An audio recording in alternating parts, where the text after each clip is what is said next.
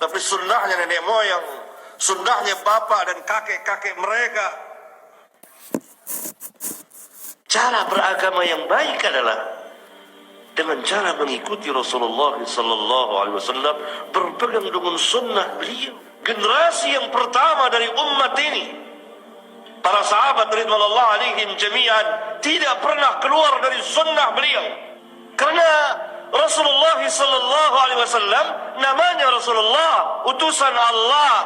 Yang Allah utus bukan fulan dan fulan, tapi yang Allah utus adalah Muhammad sallallahu alaihi wasallam sebagai nabi dan rasul yang Allah utus untuk seluruh umat manusia, yang menyampaikan risalah Rabbul Alamin.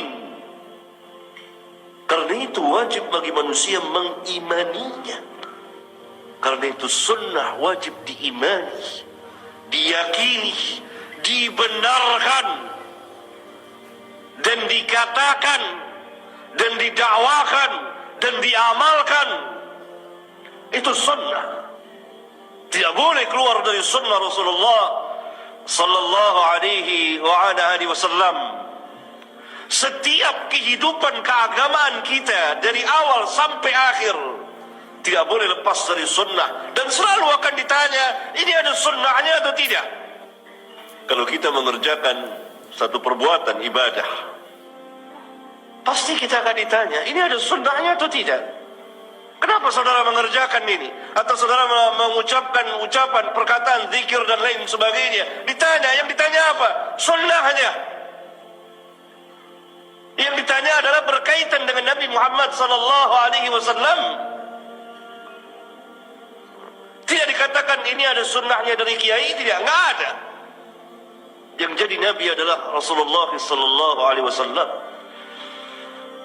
Kalau saudara meyakini satu keyakinan, maka saudara ditanya, apakah keyakinan diajarkan oleh Nabi Muhammad SAW? Saudara tidak ditanya, apakah keyakinan ini yang saudara yakini diyakini oleh Ustadz Fulan, Kiai Fulan? Tidak. Saudara akan ditanya, apakah keyakinan yang saudara yakini diajarkan oleh Nabi Muhammad SAW?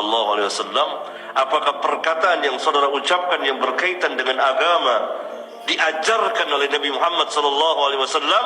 Apakah perbuatan ibadah yang saudara kerjakan diajarkan, diperintah atau dianjurkan oleh Nabi Muhammad sallallahu alaihi wasallam atau tidak? Oleh karena itu, malaikat Munkar dan Nakir bertanya di dalam kubur tentang Nabi Muhammad sallallahu alaihi wasallam.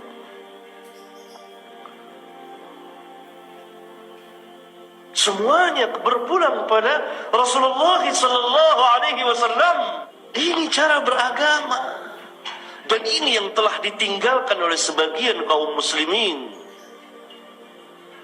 yang mereka ikuti bukan sunnahnya Rasulullah sallallahu alaihi wasallam, tapi sunnahnya nenek moyang, sunnahnya bapak dan kakek-kakek mereka, sunnahnya guru-guru mereka. Ini salah. Harus kita mengikuti sunnah Rasulullah sallallahu alaihi wasallam. Wajib kita mengikuti Nabi Muhammad sallallahu alaihi wasallam dalam beragama. Baru berubah cara dan sikap beragama kita. Dan pada saat itu Allah akan angkat dan muliakan kaum muslimin. Karena mereka memuliakan sunnah Nabi sallallahu alaihi wasallam. Orang-orang yang dahulu mulia karena mereka memuliakan sunnah Nabi yang mulia sallallahu alaihi wasallam.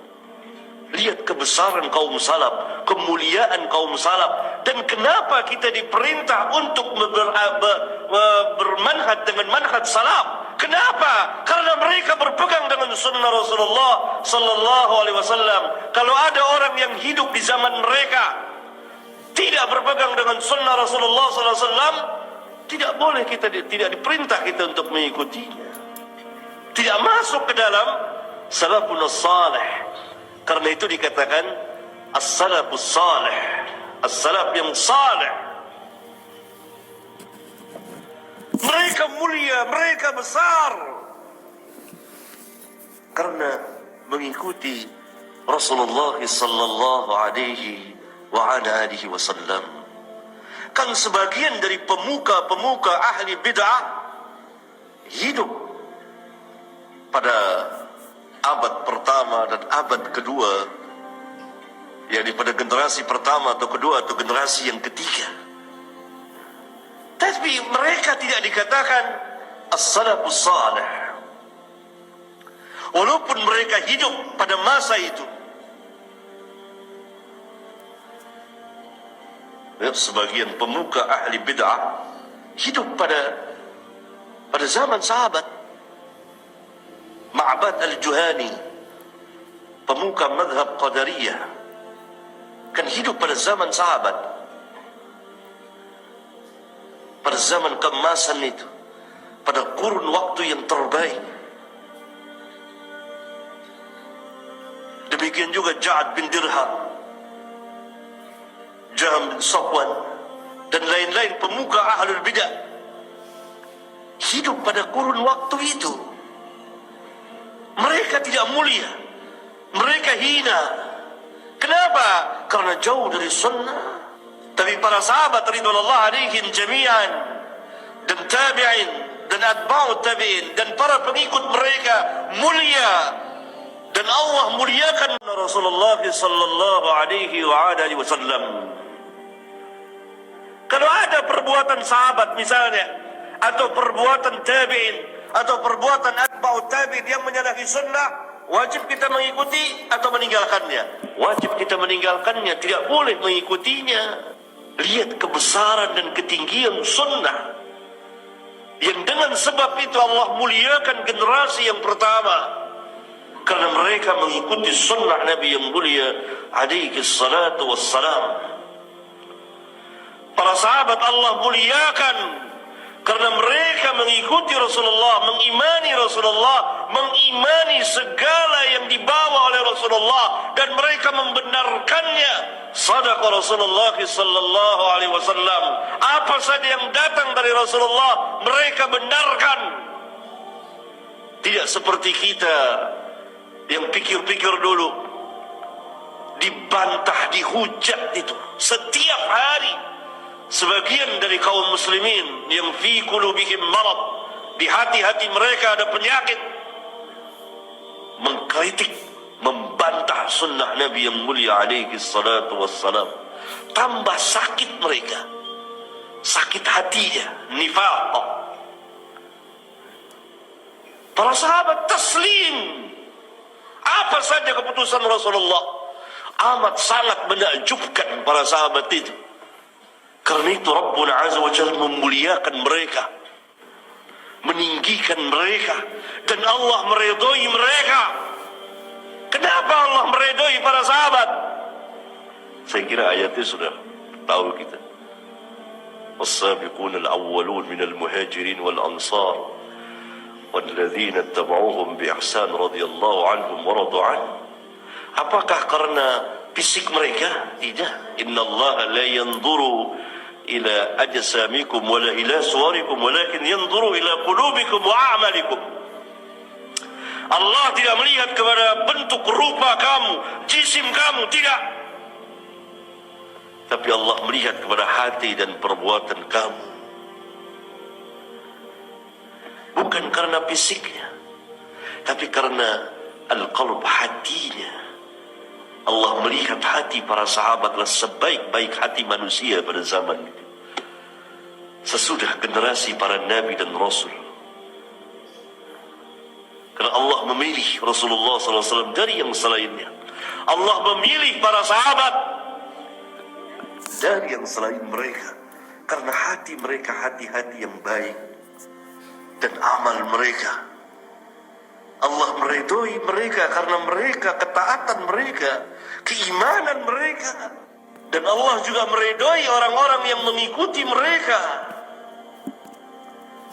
3 generasi yang disabdakan oleh Rasulullah SAW yang kita kenal dengan as-salafus salih. Tapi saya ingin mengatakan kepada antum sekalian bahwa mereka mulia, mereka tinggi, Karena sebab sunnah Nabi yang mulia alaihi salatu wassalam.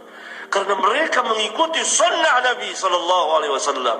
Karena itu tadi saya katakan, beberapa pemuka ahli bid'ah yang hidup pada zaman itu tidak mulia, hina mereka. Kenapa? Mereka meninggalkan sunnah, jauh dari sunnah. Karena bid'ah lawan dari sunnah. Contoh lain lagi, kalau ada perkataan seorang sahabat yang menyalahi sunnah, tidak boleh kita mengikutinya. Wajib kita tolak. Karena itu Al-Imam Malik pernah mengatakan, setiap manusia secara mutlak, sahabat ke tabi'in, atba'ut tabi'in, boleh diambil perkataannya dan boleh ditinggalkan, kecuali pemilik kubur ini, sambil menunjuk ke kubur Rasulullah sallallahu alaihi wasallam. Tidak boleh ditinggalkan, wajib diterima. Setiap manusia boleh diambil, boleh ditinggalkan, kecuali Rasulullah sallallahu alaihi wasallam. Maka generasi pertama para sahabat, kemudian generasi yang kedua dan generasi yang ketiga menjadi contoh yang terbaik bagi kita, bagaimana mereka mengikuti sunnah Nabi yang mulia alaihi